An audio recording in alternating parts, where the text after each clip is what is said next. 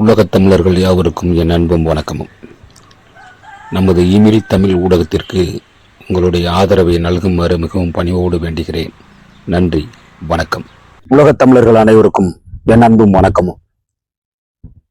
மனோசக்தி உள்ள மனிதனுக்கு அவனுக்கான இடம் கிடைத்தே தீரும் என்கிறான் எமர்சன். அந்த எமர்சனோட வரியில் இருந்தது இந்த காணொலியை நம்ம ஆரம்பிக்கலாம்னு நினைக்கிறேன். மனோசக்தி மிக வலிமையானது அப்படிங்கிறதுக்கு ரேடிஸ்பன் போரை சொல்லுவாங்க. ஒரு குன்றின் மேல இருந்து நெப்போலியன் பார்த்துக்கிட்டு இருக்கான். ஆஸ்திரிய படைக்கும் நெப்போலியனுடைய படைக்கும் பெரும் சண்டை நடக்குது. அந்த போர் காட்சிகளை ஒரு குன்றின் மேல உட்காந்து, மலை மேல உட்காந்து பார்த்துக்கிட்டே இருக்கிறான். அதுல சிறிது நேரங்கள்ல அந்த போர் முடிவுக்கு வருது. ஆஸ்திரிய படைகள் அடிச்சு நொறுக்கப்படுது, புறமுது காட்டி ஓடப்படுது. அப்ப அந்த போர் நடந்துகிட்டு இருந்ததுல அந்த போர் வீரன் ஒருவன் கொடும் காயம் ஏற்பட்டு கீழே குற்றுயிரும் கொலையுருமா கிடக்குறான். சாவை நொடி பொழுதுகள்ல எண்ணிக்கிட்டு கிடக்குறான்.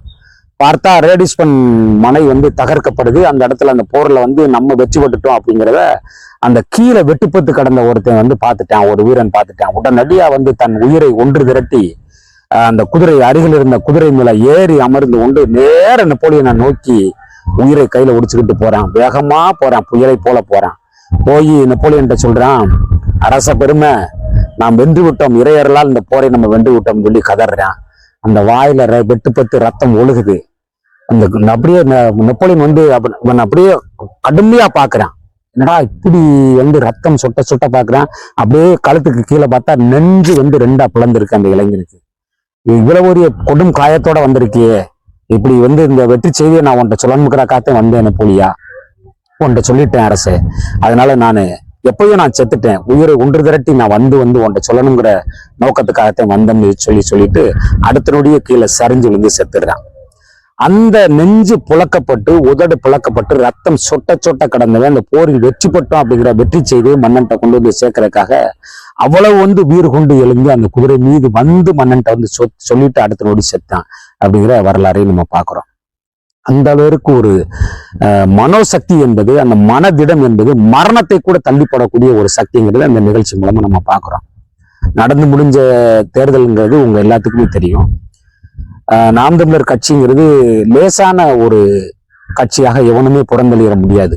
ஒரு திரை முகத்தால ஒட்டுமொத்த தமிழ்நாடே சர்வ நாசமாயிருக்கு அப்படிங்கிறத நேற்று எண்ணப்பட்ட வாக்கு எண்ணிக்கை நம்ம காட்டுது. எல்லா போராட்ட களங்களிலும் தேடக்கூடிய ஒரு மகனை ஒட்டுமொத்தமாக மான தமிழர்கள் கூட்டம் திரை முகத்துக்கு வாக்கு செலுத்தி அண்ணனை நீங்க கைவிட்டது என்பது உண்மையிலேயே ஒரு வரலாற்று ஒரு பெரும் சோதனை காலம்னு சொல்லணும். ஏன்னா இவர் போராடாதது எதுவுமே கிடையாது. அந்த அளவிற்கு எல்லா போராட்டங்களையும் தன்னை ஈந்தெடுத்த ஒரு மகனை தமிழ்நாட்டு மக்கள் கைவிட்டது பெரும் சோகத்தை ஏற்படுத்தியிருக்கு. நாம் தமிழர் கட்சி அது போராடாத ஏதாவது ஒண்ணு இருக்கா? இயற்கை வள திருட்டுக்கு எதிராக, ஊழலுக்கு எதிராக, இந்த இயற்கை வளங்களை பாதுகாக்க, அனைத்து உயிர்களுக்குமான அரசியலை பேச, இப்படி எல்லா போராட்டங்களையும், துப்புரவு பணியாளர்கள் இறந்து அந்த விபத்துல மின்கசிவால் இறந்தது கூட ஓடி போய் அந்த இடத்துல நின்று அவங்களையும் ஆற தழுவி நேசிச்ச ஒரு மகனை நெசவாளர் பெருமக்களா இருக்கட்டும், எந்த பெருமக்களையும் கையில் எடுக்கல. சொல்லுங்க, தேவேந்திர குல வேளாளர்களுடைய நெடுநாள் கோரிக்கையான பட்டியல் வெளியேற்றத்துக்காக பேசிய ஒரு மகன். இப்படி ஒவ்வொரு மக்களையும், நெசவாளர் பெருமக்களுக்கு அருப்புக்கோட்டை மண்ணில் பெரிய அளவில் ஒரு பொதுக்கூட்டத்தை நடத்தி அந்த மக்களுடைய துயரை உலகத்துக்கு காட்டிய மகன். இப்படி இந்த சமூகத்தில் புறந்தள்ளப்பட்ட சமூகம் சொல்லி எந்தெந்த சமூகங்கள்லாம் இருக்குதோ அந்த சமூகங்களுக்கெல்லாம் ஓடி ஓடி ஓடி போய் கூப்பிட்டு பக்கத்துல வச்சு அந்த சமூகங்களுக்காக இடத்தை கொடுத்த ஒரு மகன். உலக வரலாறுலயே சமபங்கு 117 பெண்கள் 117 ஆண்கள் கொடுத்த ஒரு மகன். இப்படி ஒரு எளிய மகனை எல்லோரும் சேர்ந்து கைவிட்டது என்பது உண்மையிலேயே ஒரு மிகப்பெரிய ஒரு வேதனையான ஒரு நிகழ்ச்சியாகத்தான் பார்க்கிறோம். என்ன இருக்குது திரை பிரபலம்ங்கிற தவிர நடிகர் விஜய்க்கு என்ன தகுதி இருக்குதுன்னு நீங்களே சொல்லுங்களேன். எல்லாம் இலவசத்தை தாரேன், அதே இலவசத்தை நான் அதிகமாக தாரேன்னு சொல்ற ஒரு மனிதனுக்கு இன்னைக்கு வாக்கு செலுத்தி இருக்கிறாங்க தமிழ்நாட்டு மக்கள். தமிழ்நாட்டு மக்களை பாதுகாக்க உண்மையிலேயே அந்த தேவாதி தேவர்களில் இருக்கக்கூடிய அந்த தெய்வங்கள் தான் பூமிக்கு இறங்கி வரணும்.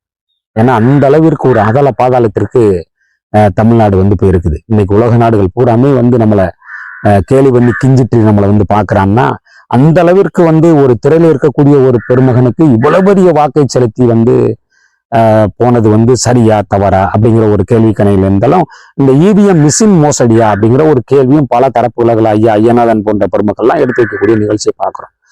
எது எப்படியோ வீழ்த்தப்பட்டது, துரத்தி அடிக்கப்பட்டது, நசுக்கப்பட்டது நாம் தமிழர் கட்சி இல்லை அப்படிங்கிறத உறவுகள் புரிஞ்சுக்கணும். நாம் தமிழர் கட்சி வந்து வீழ்ந்துச்சுன்னு நீங்க நினைக்கிறது மாதிரி ஒரு முட்டாள்தனம் எதுவுமே கிடையாது. இந்த மக்கள் வந்து சீரழிஞ்சிருக்கிறான், அந்த மக்கள் நலிவடைஞ்சிருக்கிறான், மக்கள் வந்து தூக்கி வீசப்பட்டிருக்காங்கிறது பொருள். ஏன்னா போராட்ட களத்தில் தலைவனை தேடணுமே தவிர திரையில வந்து நீங்க அந்த காட்சி அது 3 மணி நேரம் அந்த 3 மணி நேரம் கழிச்சு அந்த திரை நாயகன் நம்மளோட வரப்போறதே இல்லை.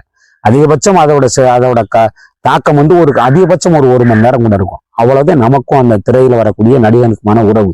ஆனா அவங்கள வீட்டுக்கு வரைக்கும் கொண்டு வந்து நிப்பாட்டி நாட்டையும் கொண்டு வந்து கொடுக்குற மாதிரி ஒரு கோமாளித்தனம் தமிழ்நாட்டில நடக்கும். பல பைத்தியங்கள் பேசுறான். எம்ஜிஆரை போல என்டிஆரை போலங்கிறான். அவங்கெல்லாம் தனி பெரும்பான்மை வந்து கட்சி ஆரம்பிச்சு கொண்டவர்கள், தனி பெரும்பான்மை நிரூபித்து தன்னுடைய ஆட்சி வந்து நடத்திய பெருமக்கள் அவங்களெல்லாம். இன்னைக்கு பெரும்பான்மைக்கு தள்ளாடக்கூடிய ஒரு நிலை தான் விஜய் அவர்களுக்கு இருக்குது. இதுல ஒரு பெரிய துன்பத்திலும் நமக்கு வந்து இன்பம் சேர்க்கக்கூடிய ஒரு நிகழ்ச்சி என்னன்னா, இருவரும் திராவிட கட்சிகளை வந்து தூக்கி வீசப்பட்டிருக்கு அப்படிங்கிற ஒரு மன ஆறுதல் நம்ம வச்சுக்கலாம். இந்த மாதிரி நிலையில எல்லாம் வந்து உண்மையிலேயே நாம் தமிழர் கட்சியை வந்து இன்னும் வந்து புடம்போட்ட தங்கமாக சீமானை மாற்றுமே தவிர சீமானை ஒருபோதும் குலைக்காது அப்படிங்கிறது தெரியும். ஆனா மன உறுதியின் சின்னமாகவே நம்ம சீமான் அவர்களை பார்க்கலாம். சீமான் அவர்கள் மனமுடந்து பேசிய ஒரு காணொலியெல்லாம் நீங்க பார்த்திருப்பீங்க. உலகத்தின் மக்கள் அத்தனை பேரையும் வந்து கண்ணீர் சொரிய செய்த ஒரு காணொலி வந்துருந்துச்சு. உண்மையிலேயே அண்ணன் அவர்கள் பட்ட பாடுக்கு வந்து தமிழ்நாட்டு மக்கள் அங்கீகாரம் கொடுத்துருக்கணும். அவரை வந்து கொண்டாடி தலையில் தூக்கி வச்சு கொண்டாடி இருக்கணும். ஆனா இது எல்லாமே இங்கு மாறுதலா நடக்குது. எப்படின்னு தெரியல. இலவசத்தை வந்து முழுவதுமாக தவிர்த்து விட்டு தனிநபர் வருமானத்தை பெருக்கி உங்களுடைய வாழ்க்கையை தலை நிமிர செய்வேன் என்று சொன்ன ஒரு தலைவர் எங்க? இன்னும் 2000 தரானா, நான் 2500 தாரேன், வருஷம் 6 சிலிண்டர் தாரேன், 2500 ரூபாய் பணம் தாரேன். இது எப்படி தாய்மாமன் சீரு? இது எப்படி சாத்தியம்? அந்த கல்யாணம் முடிச்சு போறீங்களா, 1 பவுன் நகை, இதெல்லாம் சாத்தியப்படுத்த முடியுமா? இதெல்லாம் நான் ஊழல் இல்லாத ஒரு ஆட்சியை தருவேன்னு சொன்னது சாத்தியப்படுமா? அதற்கு முதல்ல வந்து அந்த ஊழல்ங்கிற வாடையே வராத ஒருத்தன்ல அந்த வார்த்தையை சொல்ல முடியும். என்னமோ இந்த தமிழ்நாட்டை காப்பாற்ற அந்த பெரும் தெய்வங்கள் இறங்கி வந்து தமிழ்நாட்டை காப்பாற்றணும். ஏன்னா இந்த நேரங்கள்ல புரட்சியாளர் லெனினோட வாழ்க்கை வரலாற நம்ம லேசா இந்த மக்களுக்கு நம்ம எடுத்து காட்டணும். அவர் பட்ட வேதனை என்பது கொஞ்சம் நஞ்சம் அல்ல. ரஷ்ய மண்ணில் ஓராண்டல்ல 20 ஆண்டு காலம் படாத பாடு.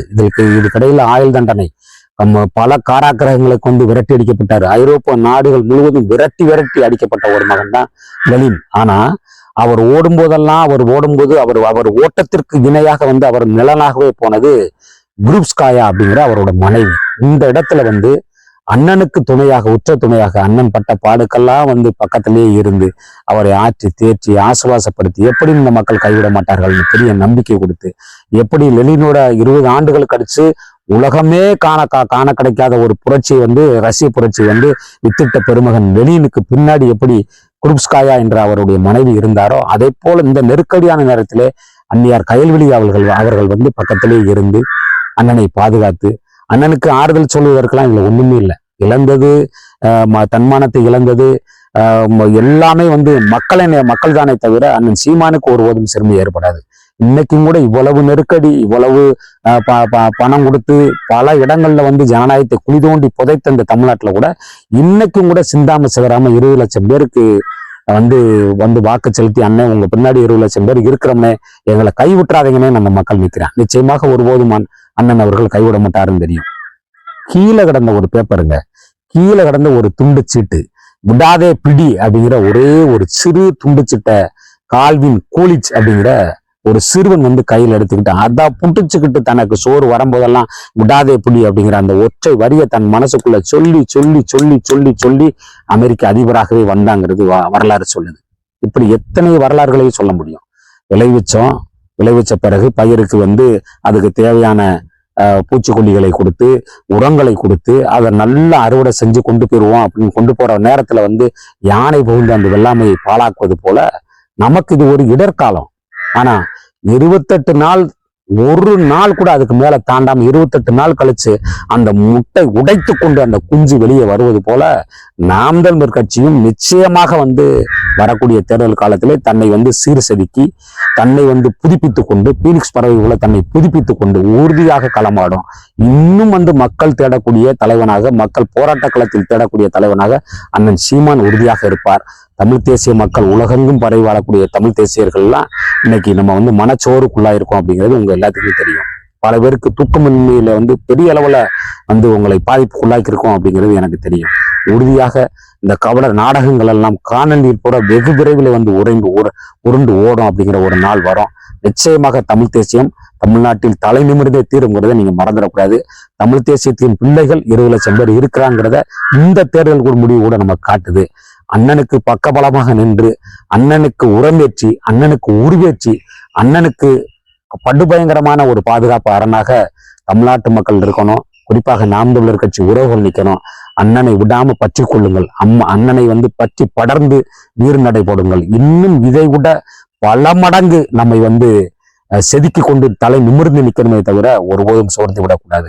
ஒரு ஆற்றால் ஒரு 10 நிமிஷம் 1 மணி நேரம் எரியக்கூடிய மெழுகுவர்த்தி கூட அந்த 1 மணி நேரம் எரியும் போது கூட தன்னுடைய பணியை சிறப்பா செஞ்சுட்டு அது சாகுதுங்கிறத நீங்க மறந்துடக்கூடாது.